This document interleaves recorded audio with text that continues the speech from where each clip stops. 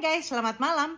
Malam ini kita akan meneruskan membaca Kisah Para Rasul dan kita akan membaca Kisah Para Rasul 20 dari ayat 1 sampai 16 dengan judul awal Dari Makedonia ke Troas. Yuk kita membaca Kisah Para Rasul 20 ayat 1. Setelah reda keributan itu, Paulus memanggil murid-murid dan menguatkan hati mereka. Sesudah meminta diri, ia berangkat ke Makedonia. Ia menjelajahi daerah itu dan dengan banyak nasihat menguatkan hati saudara-saudara di situ. Lalu tibalah ia di tanah Yunani. Dan 3 bulan lamanya tinggal di situ. Orang-orang Yahudi bersekongkol untuk membunuh dia ketika ia hendak berlayar ke Syria. Karena itu, ia memutuskan untuk kembali melalui Makedonia. Ia disertai oleh Sopater, anak Pirus dari Berea, Aristarkus dan Sekundus, keduanya dari Tesalonika, Gaius dari Derbe, serta Timotius dan 2 orang dari Asia, yaitu Tikhikus dan Trofimus. Mereka berangkat lebih dahulu dan menantikan kami di Troas. Sesudah hari raya roti tidak beragi, kami berlayar dari Filipi dan dalam waktu 5 hari sampailah kami di Troas dan bertemu dengan mereka. Di situ kami tinggal 7 hari lamanya. Pada hari pertama dalam minggu itu ketika kami berkumpul untuk memecah-mecahkan roti, Paulus berbicara dengan saudara-saudara di situ karena ia bermaksud untuk berangkat keesokan harinya.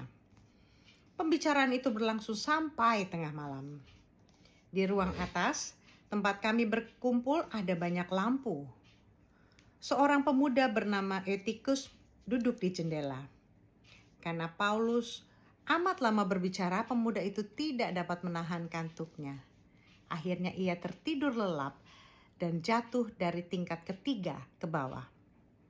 Ketika ia diangkat orang, ia sudah meninggal.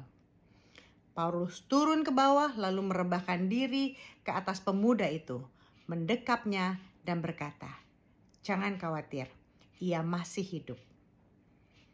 Setelah kembali ke ruang atas, Paulus memecah-mecahkan roti lalu makan. Sehabis makan, ia berbicara lama lagi sampai fajar menyingsing. Kemudian ia berangkat.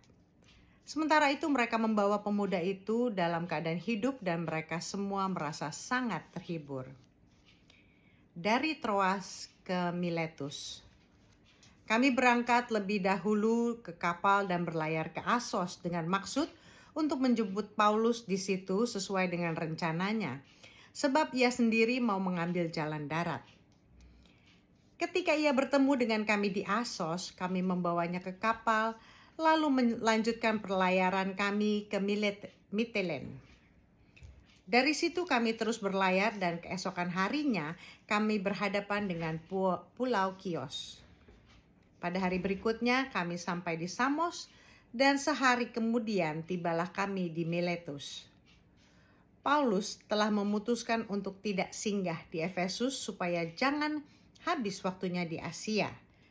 Sebab ia sedang terburu-buru agar jika mungkin ia telah berada di Yerusalem pada hari raya Pentakosta. Selamat malam.